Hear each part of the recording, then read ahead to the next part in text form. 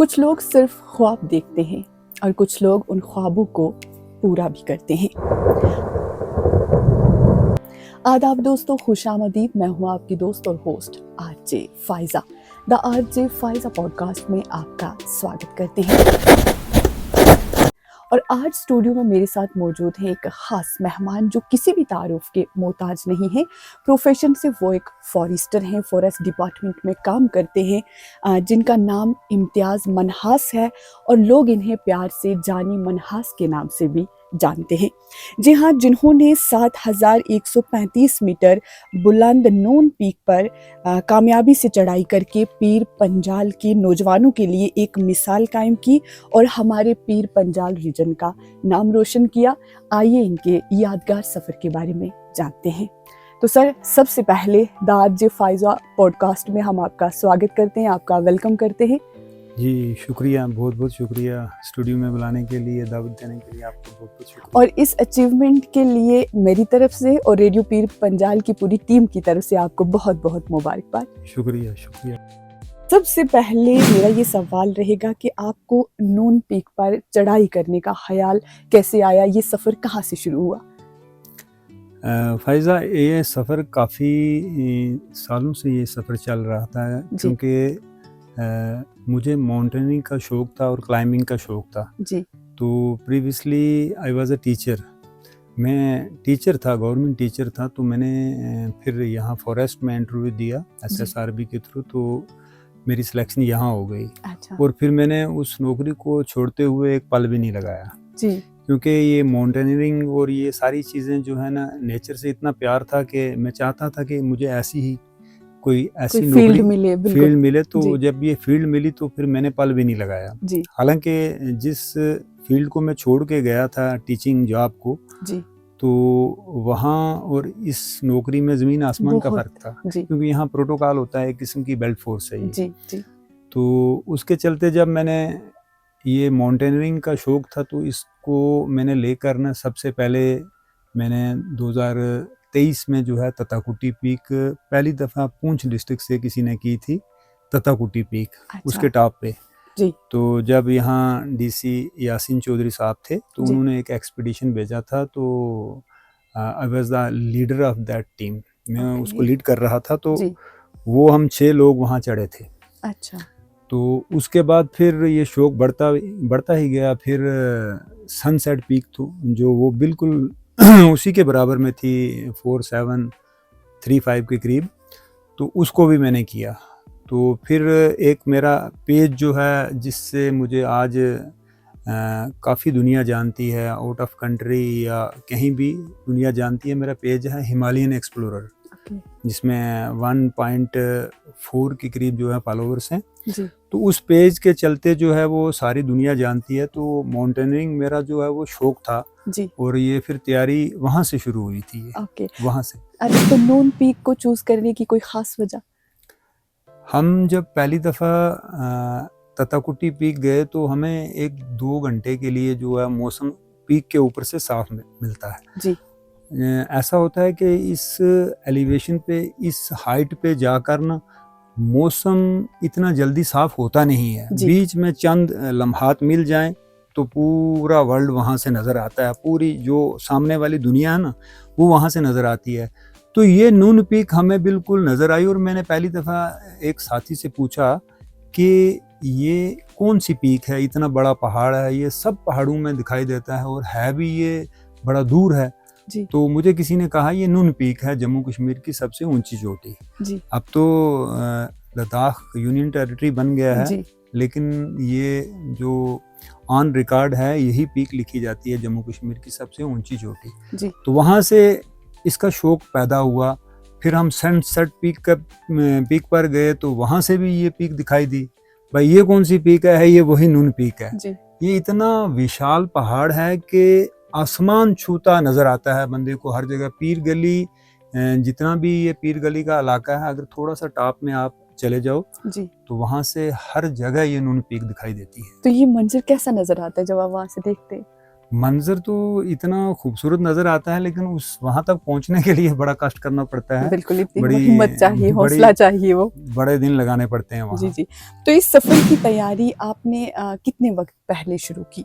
मैंने कम से कम नून पीक के लिए मैंने 2.5 पौने 3 साल हो गए हैं मैं जो है इसकी तैयारी कर रहा हूँ। जो भी रिक्वायरमेंट है इसकी, जो इसके लिए गियर्स होते हैं, गियर्स इन द सेंस जो माउंटेनियरिंग में जो भी इक्विपमेंट होता है उसको गियर्स कहा जाता है। जी, उसे इस्तेमाल करने के लिए, ऊपर इस्तेमाल चढ़ाई करने के के लिए, लिए। चढ़ाई के लिए। जी, तो वहाँ उस टेम्परेचर में क्या कुछ चाहिए। अब वहाँ जो नून का टेम्परेचर है, हमने बुक्स में पढ़ा था कि ये सर्दियों में तो 20 क्रॉस कर जाता है और गर्मियों में ये कहीं ना कहीं 6 और 7 जो है रहता है रात का। जी, दिन को अगर धूप हुई तो ठीक है, लेकिन अगर बर्फ़ कहीं हो गई तो दिन का टेम्परेचर भी 5 से 6 होता है। अच्छा। तो उसी हिसाब से मैंने जो है उसी तरह के जैकेट, उसी तरह की चीज़ें जो आहिस्ता आहिस्ता 2.5-3 साल पहले ही इसको परचेज़ करना शुरू कर दिया था। ओके। तो सर, इस सफ़र में मतलब जो हम खाने-पीने का साज़ो-सामान होता है या कुछ दूसरी जो आइटम्स होती हैं, जो आप साथ में कैरी करते हैं, तो उसका क्या करते हैं? मतलब अपने साथ-साथ वो सामान भी साथ में कैरी करना पड़ता है, वो कितना मुश्किल होता है? मुश्किल तो बड़ा है, लेकिन उसके लिए एक आपको मैं थोड़ी-सा उसका तारुफ़ करवा दूँ कि हम अपने तौर पर जो है वहाँ नहीं जा सकते, जी, क्योंकि उसके लिए हमें IMF, इंडियन माउंटेनियरिंग फाउंडेशन की परमिशन रिक्वायर्ड होती है। रिक्वायर्ड होती है। तो उसके लिए जो लद्दाख की लोकल अथॉरिटी है, लोकल अथॉरिटी, जी, वो या कहीं कोई प्राइवेट कंपनी जो रजिस्टर्ड है, जी, हमें उसके थ्रू जाना पड़ता है। ओके, तो मैंने एक कंपनी चुनी, उत्तराखंड की थी, कैलेसा ट्रैक जो है उसको चुना। जी, इस साल जैन में उनके साथ मेरी बात हुई, जी, तो फिर उनकी फ़ी होती है अपनी, लाखों रुपए फ़ी होती है उनकी। जी, तो फिर ऐसे ही नेगोशिएशन करके जो है वो मैंने एक वर्ड रखा, तो उस पे जो है मैंने बुकिंग कर दी। जी, अब जो ये खाने-पीने का जितना भी सामान होता है, ये उनकी रिस्पॉन्सिबिलिटी होती है। ओके, और जो एक्स्ट्रा लोड होता है वो भी उनको कैरी करना पड़ता है। ओके, हमारे साथ हमारा सिर्फ पर्सनल सामान होता है। ठीक है। तो मैंने उस कंपनी के साथ टाई अप किया, तो फिर बीच में जब जाने का टाइम आया तो फिर मैंने अपनी लीव ली, जी, डिपार्टमेंट से लीव ली। जी। तो बस ऐसे तो शुरू इस हुआ। आपके साथ जो टीम में कितने मेंबर थे? कितने लोग होते हैं लगभग? हम इनफैक्ट जो है ऑल ओवर इंडिया से हमारे 11 क्लाइंबर थे, जी, जो पीक पर चढ़ने वाले थे। जी, 11 क्लाइंबर यानी 11 माउंटेनियर हम थे। जी, और साथ में जो बाकी स्टाफ था, सपोर्टिव स्टाफ होता है, उसमें शिरपाज होते हैं जो सारे नेपाल से मंगवाए हुए थे उसने। ओके, वो ऐसे शिरपाज हैं जो 15-15 बार माउंट एवरेस्ट कर चुके हैं, ओके, और उनका काम होता है रोप फिक्स करना, जी, लोड को उठा के दूसरी जगह ले जाना, जी, टेंट्स को शिफ्ट करना, एक कैंप से दूसरे कैंप में शिफ्ट करना। जी, तो ये सारा उनका काम होता है। हमारे पास सिर्फ हमारा पर्सनल सामान होता है, जी, जैसे हमारे जैकेट्स और जितने भी गारमेंट्स वगैरह, या कोई जितनी भी हमारे पानी की बोतल हो गई, हुँ, और कोई पर्सनल चीज़ हो गई, टॉवल हो गया, इस तरह की चीज़ें, वो पर्सनल सामान हमारे पास ही रहता है। जी। तो सर, इस पीक पर चढ़ाई करने से पहले आपने कोई मेंटली या फिज़िकली कोई प्रिपरेशन की? जी बिल्कुल, पीक पर चढ़ने से पहले कम से कम 6 महीने से मैं जो है जिम में जा रहा था। जी, उसके बाद जो है रनिंग कर रहा था। जी, फिर जो है हैवी डाइट लेना उसके जी। लिए। तो ये सारी प्रिपरेशन तो होती है हाँ, बिल्कुल। तो मेंटली भी मुझे लगता है ज़रूरी है अपने आप को उस चीज़ में ढालना कि हाँ भाई, मैंने अब ये चीज़ करनी है। हाँ, ये तो पहला ही प्रेफ़रेंस, बंदा जो है मेंटली जब फिट होगा तो हाँ, फिज़िकली भी फिट बिल्कुल, होगा। हाँ। तो मेंटली वही जुनून था, उस पीक को देख-देख कर हम जो है, जी, जब भी हम देखते थे कि काश इस पे हम जा पाएँ, जी। काश इस पे हम जा पाएँ। तो मेरे और भी जितने भी ट्रैकर्स थे, मेरे फ्रेंड्स सारे थे, मैंने उनको कहा तो सब ने रिफ्यूज़ कर दिया, तो फिर मैंने ही चुना। ये तो बहुत अच्छी बात है और ये नौजवान नस्ल के लिए एक मिसाल हैं आप हमारे लिए। और इस पूरे सफ़र के दौरान सबसे मुश्किल लम्हा कोई? मुश्किल लम्हा इनफैक्ट इस सफ़र का जो आगाज़ वो शुरू हुआ हमारा 30 जुलाई को। जी, ये सफ़र शुरू होता है हमारा लेह से शुरू होता है, लेकिन वापस हमें कारगिल आना पड़ता है, और कारगिल से फिर राइट साइड जो है वो तकरीबन 60 टू 70 किलोमीटर है, टेंगोल एक जगह आती है। जी, टेंगोल जगह है, सुरू वैली से आगे टेंगोल जगह है, तो वो लास्ट गांव है और वहाँ से ये सफ़र शुरू होता है जी। तो वहाँ से ये सफ़र शुरू हुआ तो हमारा बेस कैंप जो है था, हम उस पे एक दिन में पहुँच गए। बेस कैंप के आगे जो है कैंप 1 आता है ग्लेशियर पर, कैंप 2 आता है ग्लेशियर पर, कैंप 3 आता है ग्लेशियर पर, और फिर 3 के बाद जो है वो पीक आती है, समिट डे आता है जी। तो जब हम पहले 2-4 रोज़ तो हम बेस कैंप में बड़े अच्छे से रहे, हमें लगा ही नहीं, क्योंकि वो ऑन ग्राउंड है, वहाँ ग्लेशियर था नहीं जी। तो हमें बड़ा अच्छा लगा कि ऐसा ही होगा। लेकिन दूसरे दिन जब हमें प्रैक्टिस के लिए, जो ट्रेनिंग के लिए ग्लेशियर चढ़ाया गया, तो तब हमें समझ में आने लगा कि ये अब कोई नया वर्ल्ड है, अब थोड़ा मुश्किल होगा। तो मुश्किल चीज़ ये रही कि जब हम कैंप 2 में पहुँचे तो वहाँ 8 दिन 8 रातें हमने वहाँ गुजारी और 8 में से 5 रातें हम पर बर्फ गिरती रही। बर्फ गिरती रही। तो आप लोगों ने फिर कैसे सरवाइव किया? हमारी ड्यूटी लगी हुई थी, एक टेंट में 3 लोग होते थे जी। तो ड्यूटी लगी हुई थी कि इतनी शिफ्ट जो है वो बंदा टेंट के ऊपर से जो बर्फ को झाड़ेगा, इतनी शिफ्ट में ये रहेगा, इतनी शिफ्ट में ये रहेगा, और इतनी, हर टेंट में 3-3 लोग थे। अच्छा। तो वो फिर हम रात को उठ के ना तो टेंट को थोड़ा हिलाते थे और बर्फ उसको झाड़ते थे जी। क्योंकि लगातार बर्फ रही। यहाँ मौसम जो है हमारे इस डिस्ट्रिक्ट में बारिश रही और वहाँ बारिश नहीं होती, वहाँ सीधा बर्फ ही होती है जी। तो इतनी हाइट पर ऑक्सीजन का भी मसला आता होगा? ऑक्सीजन लेवल हमारा हर कैंप में जाकर, हर तकरीबन 1 किलोमीटर जाकर ऑक्सीजन लेवल साथ में वो चेक करते हैं। अच्छा। तो ऑक्सीजन सिलेंडर साथ में रहता है, अगर किसी को कोई रिक्वायर्ड हो तो वो ऑक्सीजन जो है फराहम की जाती है। ओके। तो जब आपने सबमिट कर लिया, आप टॉप पर पहुंच गए, तो क्या महसूस हुआ?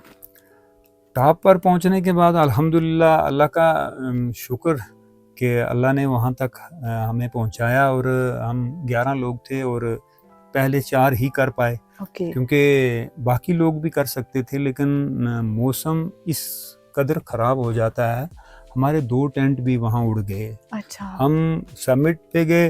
अब समिट कैसे होता है कि मान लो कैंप 3 में हम पहुंच जाते हैं। कैंप 3 एक ऐसा कैंप है, वहाँ सिर्फ जाकर हमने हल्का होना है जी। बस 2-3 घंटे हमें रेस्ट करनी है और फिर रात को हमने निकलना है जी। रात को ग्लेशियर पर जो है तकरीबन 70 to 80 डिग्री ग्लेशियर जो स्टीप है उस पर निकलना है with the help of rope के ज़रिए हमने ऊपर चढ़ना है। और जब हम चढ़ते हुए सुबह हमने सबमिट किया है 9:47 पे, जो है मैं 7,000 ये 11 को जो है 11 अगस्त को जो है 9:47 AM सुबह 9 बजे 9:47 पर जो है मैं वहाँ पहुँचा 7,000 पे, और फिर 2-3-4 मिनट और लगे होंगे, हम जो है वो 7100 की हाइट पर पहुँचे। तो जब हाइट पे पहुँचे तो इस किस्म की बर्फ़ शुरू हो गई और इस किस्म की हवा, आंधी चलने लगी, क्योंकि वो आंधी बंदे को उड़ा के ले जाती है, वो बहुत तेज़ हवा होती है जी।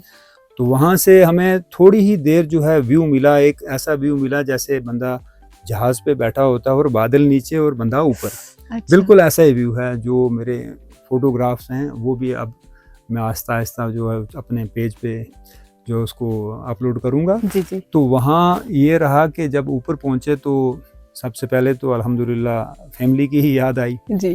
तो फैमिली से बेटी जो है खासकर मुझे सपोर्ट करती है, वाइफ भी करती है, बेटी भी करती है। बाप और बेटी का रिश्ता ही वैसा रिश्ता होता है।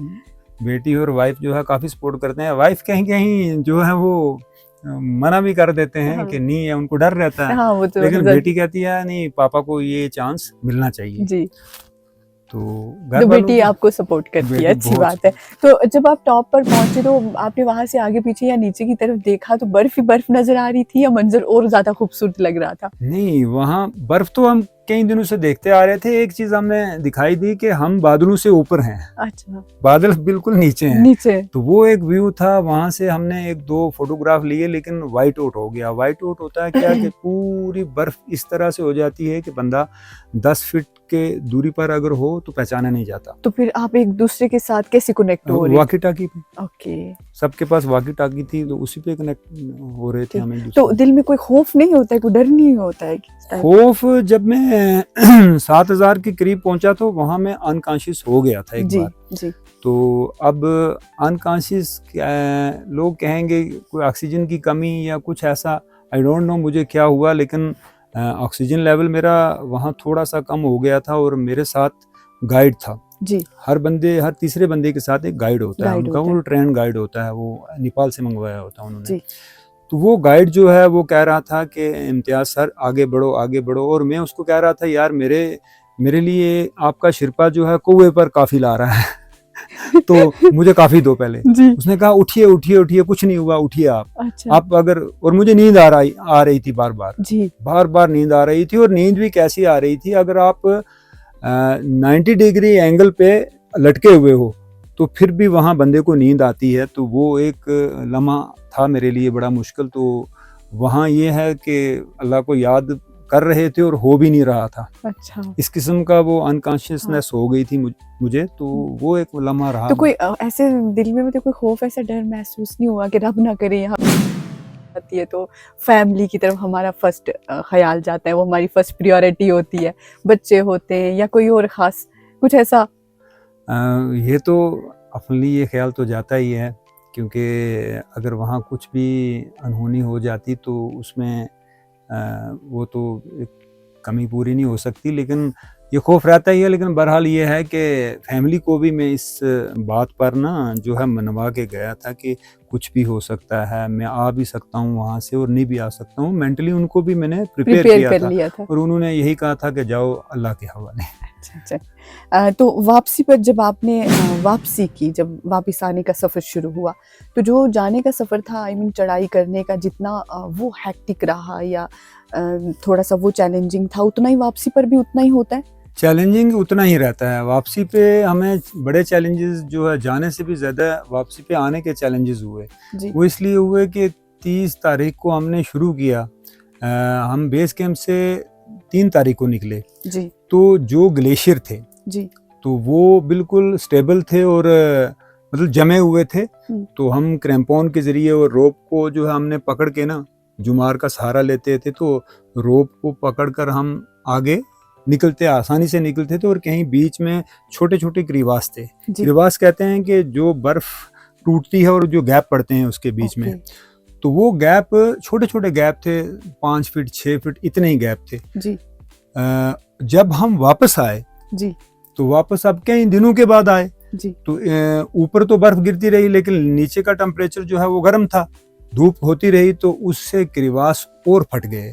जो क्रीवास कहीं 5 फुट उसका मुंह खुला था, तो वो हो गया कम से कम 25 फुट। 25 वाला जो है वो मिला ही नहीं कहीं कि वो जगह कहाँ गई। तो वापस जब आए, रोप दोबारा से लगाए गए जी, तो वापस काफी लोग जो है रिटर्न में जो है इंजर्ड हुए। अच्छा, इंजर्ड हुए। और जो हमारे डोन सूट या जो कपड़े या जो भी थे, वो क्रैम्पोन उस पे लग रहा था, एक पाँव दूसरे पे लगे, एक पाँव जो है टांग पे लगे, इवन के एक बंदा जो था उसके नी में जो है वो क्रैम्पोन अंदर घुस गया था कपड़े फाड़ के, क्योंकि वो जो स्नो होती है ना मेल्ट हो जाती है तो बिल्कुल नरम होती है। तो हम सोच रहे थे कि जैसे हम गए थे तो वैसे ही ये स्टेबल होगा, जमा हुआ होगा ग्लेशियर, लेकिन वैसा कुछ नहीं था। वापसी पे तो हमें ज्यादा प्रॉब्लम आई। ओके, तो सर इसमें रेस्क्यू कौन करता है? मतलब रब ना करे अगर कोई कहीं फंस जाए या कुछ, रेस्क्यू के लिए जो है कंपनी की जिम्मेदारी होती है। कंपनी हमारा एक इंश्योरेंस करती है जी। इन केस अगर कहीं कोई बंदे की कैजुअलिटी हो जाती है तो उसको हेलीकॉप्टर रेस्क्यू करता है। तो उसके बाद जो है इंश्योरेंस कंपनी जो है उसको कहीं, वो हमारा 10 लाख के करीब था, वो कैजुअलिटी पे देती है। अगर कहीं बंदा इंजर्ड हो जाता है, हाफ इंजर्ड होता है, तो उस पर 5 लाख के करीब वो उस पर कंपनसेट किया जाता है। तो वो सारी सर्विसेज जो थी वो IMF के द्वारा अगर कोई भी परमिशन होती है तो उसमें ये सारी चीज़ें पहले पूरी मुकम्मल होती हैं, तो फिर आगे का सफ़र शुरू होता है। ओके, तो सर इसी के साथ मैं जानना चाहूँगी कि जो पीक की जो आपने चढ़ाई मुकम्मल की है, जो समिट किया है, जैसे पूंछ, राजौरी और इसके साथ साथ और कौन सी डिस्ट्रिक्ट्स हैं जिनमें से आप पहले नौजवान? अभी तक फायजा, अभी तक मैंने गूगल पे जो है, इससे पहले भी हमने सर्च किया था, हमें जम्मू से पूंछ तक जो है कोई भी ऐसा बंदा वो सामने नहीं आया जिसने, हाँ इसमें एक चीज़ ऐड करूंगा कि अगर हम बात करें फोर्स की जी, तो फोर्स में ये ट्रेनिंग्स होती हैं और फोर्स जो है जगह जगह वो अपने नौजवानों को जो है वो ट्रेनिंग देती है और नून पे हर साल फोर्स के 100 बंदे जाते हैं जी। फोर्स का कोई बंदा जो है वो मैं नहीं कह सकता राजौरी पूंछ या जम्मू से कोई भी बंदा जो है बेल्ट फोर्स का आर्मी का वो ट्रेनिंग पे जाते हैं तो वो ये नून पीक उनको करनी ही होती है जी। क्यों सियाचिन ग्लेशियर और जितने भी ये ग्लेशियर्स हैं इनमें इनकी ड्यूटी होती है तो वो जी। उनको वैसे ही प्रैक्टिस दी जाती है नून पीक को जो है सबमिट करवा के। लेकिन सिविलियन में जो है हमें कोई भी नहीं मिला। और जब मैंने अपना फोटो लोड किया उसके बाद फिर मैंने गूगल किया कि कोई तो होगा तो मुझे अपना ही फोटो नजर आया। अच्छा, ये तो खुशी की बात है। मैं एक बार फिर से आपको मुबारक दूंगी। Thank you. वाकई आपने बहुत अच्छा काम किया और हमारे पीर पंजाल का नाम रोशन किया। ये नौजवान नस्ल के लिए आपने एक मिसाल कायम की है। जी शुक्रिया। और मुझे लास्ट एक में ये पूछूंगी कि जब आप वापिस आए तो फैमिली ने देखा, बच्चों ने देखा, वो मंजर कैसा था, वो खुशी कैसी थी? वो तो हमारी फैमिली में उस दिन ये मैं 14 अगस्त को जो है शाम को 4 बजे पहुंचा तो पहले तो वहाँ जितने भी हमारे जर्नलिस्ट थे सारे सुरनकोट के, कुछ राजौरी के 2-4 जर्नलिस्ट जो थे वो, और फिर पूरा घर जो है वो सजाया हुआ था जी। तो उसमें बाज़ाब्ता तौर पर जो है रिबन काटा गया और काफ़ी अच्छी पार्टी हुई और बड़ा इंतज़ाम मेरी वाइफ ने स्पेशली जो है बेटी ने इन दोनों ने मेरे वो पोस्टर वो तत्ता कुट्टी की जो याद सनसेट पीक उसके बाद बहुत सारी छोटी छोटी पीक्स हैं मैंने यहाँ पीर पंजाल रेंज में की हैं जी। तो वो उन सब का एक पूरा बड़ा एक पोस्टर बना हुआ था तो कुछ कार्टून भी मेरे बने हुए थे। अच्छा। तो ऊपर वो नून का लिखा हुआ था कि ऑनगोइंग। तो वो बड़ा इस्तकबाल बहुत अच्छा हुआ, उन्होंने बड़ा अच्छे से किया और वो 2 दिन कम से कम वो पार्टी चलती रही। ओके। तो सर इसी के साथ मुझे आखिर में मैं पूछना चाहूँगी कि राजौरी पुंछ के जो नौजवान माउंटेनियरिंग या एडवेंचर में इंटरेस्ट रखते हैं उनके लिए आपका क्या पैगाम रहेगा, उनको क्या कहना चाहेंगे? उनके लिए यही कहूँगा कि ये नून पीक जो है ये कोई बड़ी पीक नहीं है, ना ही ये दुनिया की आखिरी पीक है। जी। सबसे पहली बात ये है कि अगर आप जो है फिज़िकली या मेंटली प्रिपेयर्ड हैं किसी चीज़ के लिए, कोई मोटिव आप बनाते हो, तो यहाँ से ये नशे की लत या इस तरह की चीज़ों से उठकर हमारे राजौरी पुंछ में इतना टैलेंट है, यंगस्टर में इतना टैलेंट है। अब यहाँ थोड़ी सी एक दिक्कत आएगी फ़ायज़ा, जो मैंने दूसरे इंटरव्यूज़ में भी कही है कि यहाँ हमारे राजौरी पुंछ में जो है टूरिज़्म में उस कदर वो बढ़ावा नहीं है। बिल्कुल। क्योंकि टूरिज़्म वाले कोशिश करते हैं जी। लेकिन ऐसे जो एडवेंचर हैं इतना बड़ा वो इनिशिएटिव नहीं लेते क्योंकि इसमें स्पॉन्सर करना पड़ता है। फाइनेंशियली जो है इसमें कम से कम 2-2.5 लाख का एक बंदे पर खर्चा आता है। जी। तो वो अगर कोई कंपनी करती है तो बच्चों में और नौजवानों में वो टैलेंट जो है वो कूट कर भरा हुआ है। जी। तो मैं यही कहूँगा आप नून पे जाइए, पहाड़ों पे जाइए, पहाड़ों पे जाने से ना आपको नेचर को एक्सप्लोर करके, और कभी कभी ये होता है ना आपको कुछ चीज़ें देख कर ना तो ताज्जुब होता है ये बनी कैसे हैं। जी। तो वहाँ जो है ना आपको फिर अल्लाह सामने नज़र आता है कि ये ऐसे बनी होगी, अल्लाह की ज़ात ऐसी भी है। तो यहाँ से अगर कोई मेरा भाई अगर कोई इतना वो रुचि रखता है अगर कोई इस तरह का तो उसको बिल्कुल करना चाहिए ये। जी जी, आप बिल्कुल अपने सोशल मीडिया अकाउंट्स या उनके बारे में बता दीजिए, अगर कोई आपसे कांटेक्ट करना चाहे या फॉलो करना चाहे तो आपको वहाँ। मेरा सोशल मीडिया पर मेरा एक फेसबुक पेज है, इंस्टा पे भी है और फेसबुक पे भी है पेज मेरा, उसका नाम है हिमालयन एक्सप्लोरर। जी। तो जो यहाँ हमारे डिस्ट्रिक्ट पुंछ राजौरी या जम्मू कश्मीर में तो वो सब उससे जो है वाकिफ़ हैं। तो अगर फिर भी जिन्होंने नहीं किया होगा तो फॉलो का बटन दबा देना क्योंकि मेरी जो 2 मेरे ट्रेलर आ चुके हैं नून पीक के। जी। अभी जो है वो मेरी वीडियोस जो है वो अपडेट हो रही हैं, एडिट हो रही हैं। जी। तो उसके बाद आहिस्ता आहिस्ता जो है आपको बेस कैंप से लेकर जो है सबमिट डे तक जो है अलग अलग वीडियोस आएंगी। तो अगर आप चाहो तो पेज को फॉलो ज़रूर कीजिएगा, हिमालयन एक्सप्लोरर। जी जी बिल्कुल भाई, हिमालयन एक्सप्लोरर को फॉलो कर लीजिएगा और आप वहाँ पर बहुत सारी ऐसी चीज़ें देख सकते हैं जिससे नेचर को आप एक्सप्लोर कर सकते हैं। मुझे लगता है अपने घर बैठे बैठे आपको भी वो मंजर नज़र आएगा जो उन्होंने अपनी आँखों से देखा है। तो सर आप यहाँ आए, मुझे बहुत अच्छा लगा। मैं अपनी तरफ से रेडियो पीर पंजाल की पूरी टीम की तरफ से आपका शुक्रिया अदा करना चाहूँगी। आपने वाकई पीर पंजाल का नाम रोशन किया, ये हम सब के लिए फ़ख्र की बात है। और मैं चाहूँगी कि हमारी आज की जो नौजवान नस्ल है जो नशे में इन्वॉल्व हो रही है या इधर उधर दूसरी एक्टिविटीज़ में, उससे बेहतर है कि हम इस तरीके का कुछ करें कि जिसकी वजह से हमारे घर, हमारी फैमिली या हमारे ज़िला का नाम रोशन हो। तो बहुत जी शुक्रिया आप यहाँ आए। जी, आपका भी बहुत बहुत शुक्रिया, आपने मुझे दावत दी।